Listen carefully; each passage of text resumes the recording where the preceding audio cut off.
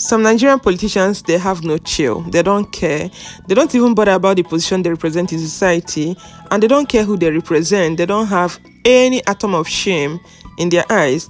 So I can't believe that this Bertrand Chukwu, he is a former local government councillor, who is at the same time the brother-in-law to Governor Umahi of Ebonyi State, has involved himself allegedly in a kidnapping syndicate, and he has been arrested. He's one of the 5 people who they are suspecting by the Orbs in Federal Capital Territory.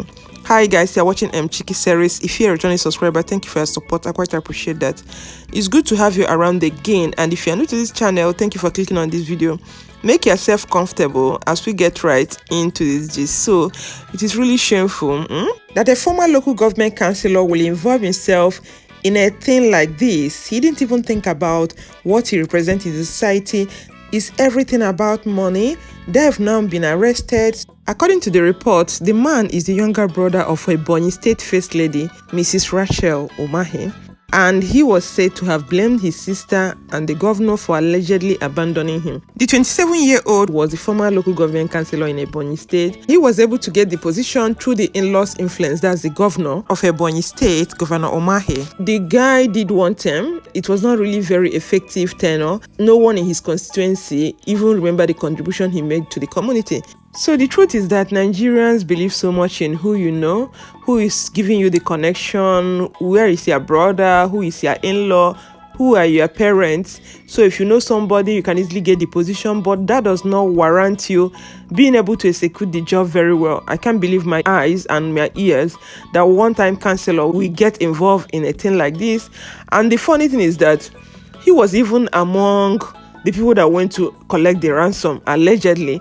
According to the correspondent, said that the man, 27-year-old Bertrand, and his gang members were arrested on Saturday along Apple axis in the Federal Capital Territory. And the other suspects are Frank Ozo, 26, Nweke Ushe, 19, Chester Ozo, 25, Chukwu Samuel, 25, and Kelechi Ngene, 26. So all these boys, or all these men, are less than 30 years.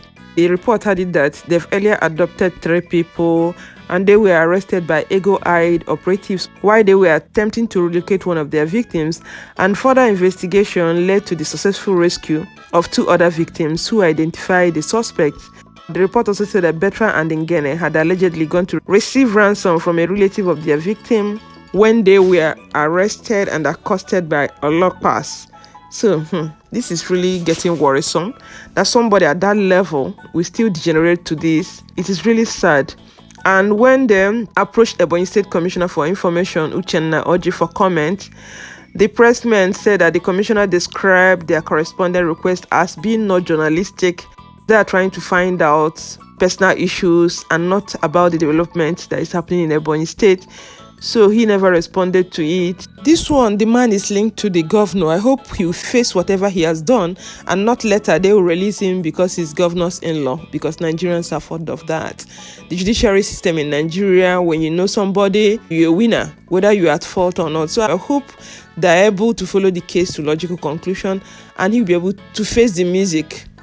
Mr. Oji said that he'll be too foolish to reply them. He also went further to ask them if in their own community nobody has committed an offense, will it be right or morally sound for anybody now to call their name to it? So that was how they ended the case. But really, this is very sad. I don't know whichever way they want to explain it, or whichever way they want to cover up the story.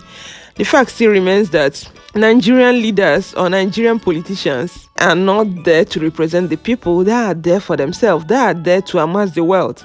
So if this man, who was one-time councillor, will turn back to do things like this, that means probably the money he was thinking he would get while he was there, he didn't get it. So he thought by taking this route, he will be able to make it big. Because when it comes to Nigerian politics, it's all about the money. Don't even deceive yourself.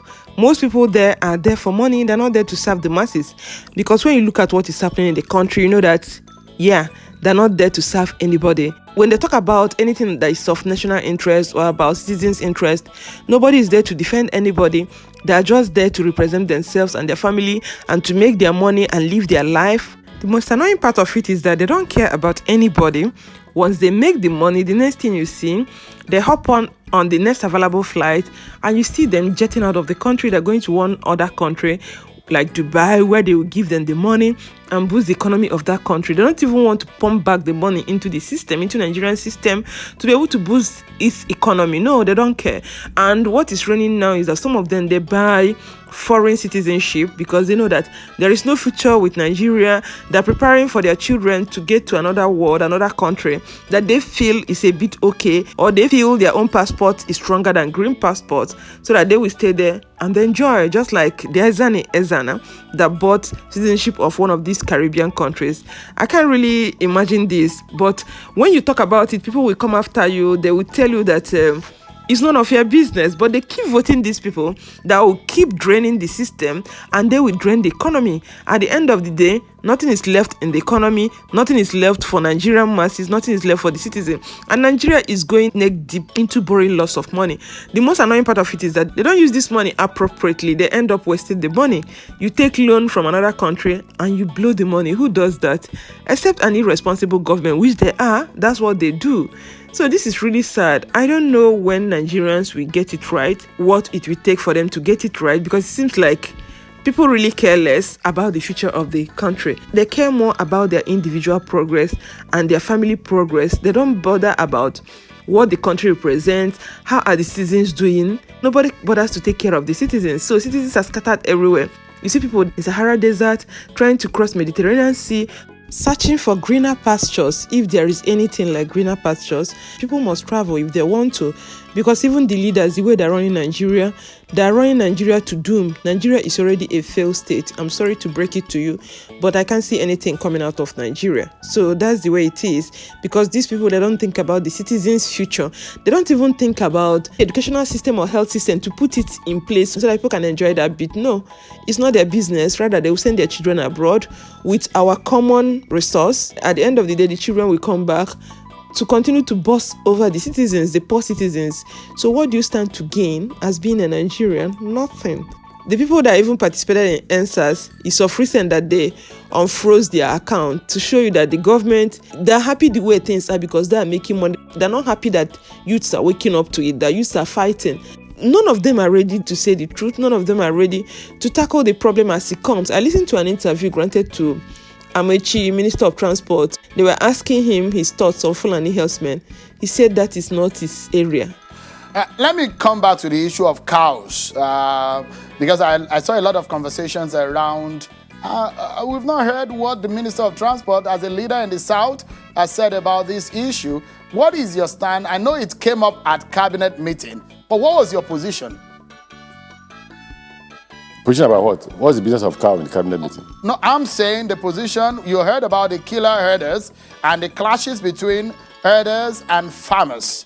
What's your position on that? Because a lot of Nigerians want to hear about... How does that affect transportation? No, but you are a political leader, Chief Amechi. I'm not a chief. Okay, Mr. Rotimi Amechi. What's your position? Let me ask exactly. you now. Well, what's your position you have on to the ask, issue of the herders You have to ask 200 clash? million Nigerians their position before you get to me. But you're a leader. That's what I'm asking you. I lead my wife, so I will ask her when we get home, I will tell her what my position.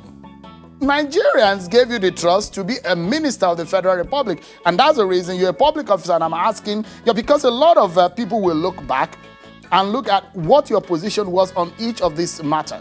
And that's why I'm asking you now, what's your position on this, on how to resolve this issue of herders-farmers clash? The Nigerian people and the President of Nigeria gave me a responsibility to superintend over transportation in Nigeria. If you ask me about that, I will respond to it. Tell me, Fulani herdsmen, are they not blocking roads? They're blocking roads, and a lot of people are being taken on that road, because when they block road, some of them also make way with people into the forest and find a way to delete them or even to take them for ransom so that the people will come and pay some money. So he pretended as if he didn't know, and had the boldness to say that He doesn't have anything to say, that the only people he's responsible to is his family and his wife. What a very lousy response. And even the man, that Sheun, who granted that interview, he didn't know how to ask the right questions. And people were in the comment section trying to support Amaechi, that was Fulani herdsmen doing with Minister of Transport or Ministry of Transport. Some Nigerians, I don't know what's wrong with their brain. They don't think right.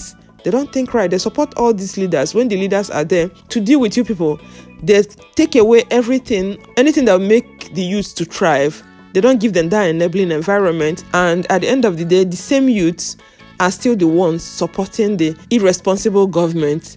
So guys, let me know what you think about this, the way they're running the country, what you feel about it. I'm going to sign off here. Stay healthy and safe. Remember to share this video with family and friends if you love it, and subscribe to the channel if you've not done already. And I'm going to catch you guys in my next video. Bye and remain blessed.